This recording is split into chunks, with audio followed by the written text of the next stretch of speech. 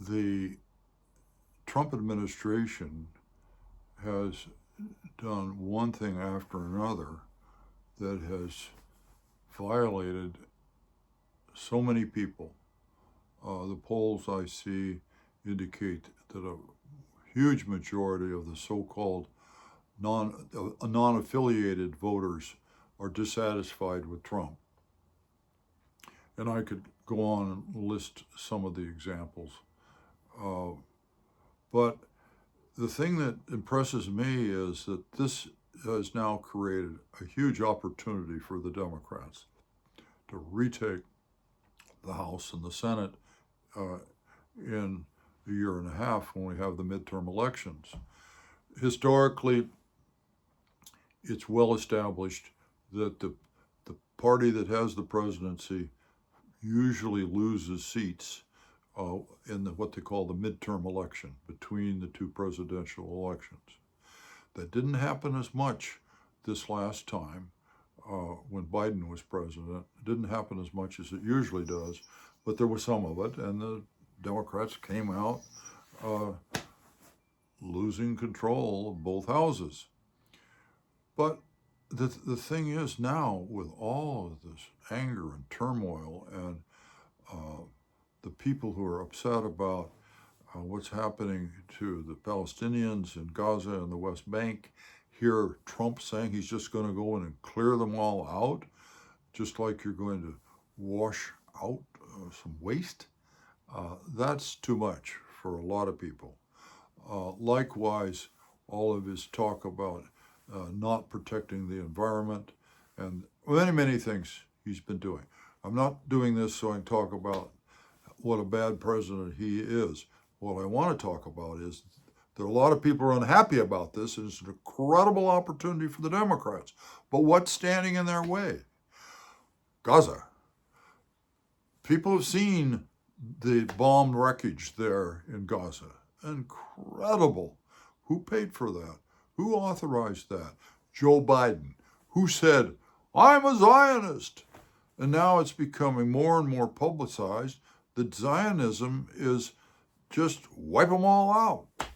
And people don't like that. And so there's a lot they don't like about Trump.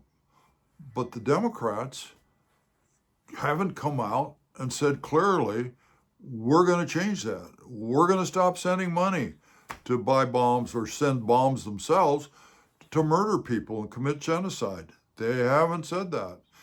Then why?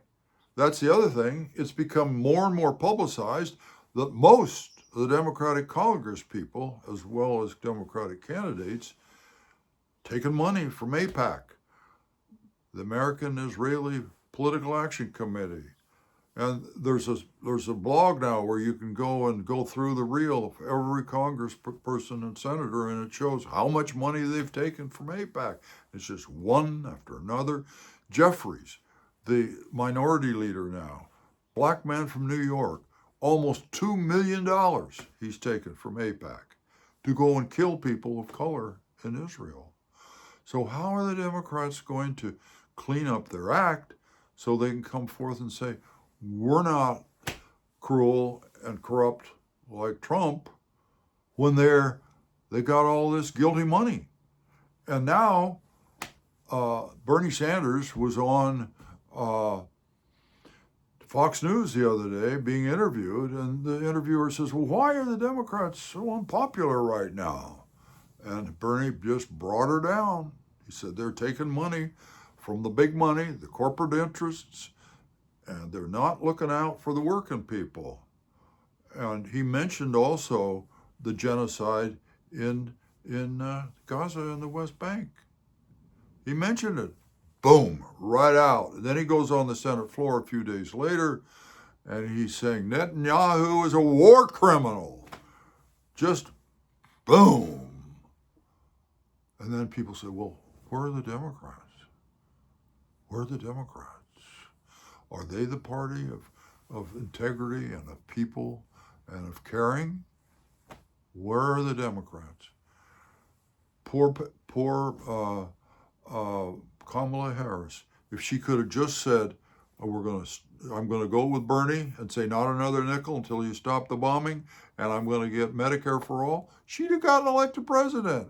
But instead, she came across as somebody that didn't really quite have it figured out or made up her mind about what to do about the important issues. So when are the Democrats going to turn? Is Bernie going to beat them up so much that they feel like they're going to have to respond to what the vast, overwhelming majority of the people in this country want? Medicare for all. Stop killing people in Gaza. The polls all show it. AOC is traveling around with Bernie, saying it over and over. People are hearing it. The cat's getting out of the bag. They can't just keep doing what the big money wants. So I am very cautiously, slightly optimistic that things are starting to gradually move in a better direction. We'll see. At my age, mostly what I can do other than to give some money to the progressives and Bernie is watch. And that's what I'm doing. I'm watching and I'm hoping.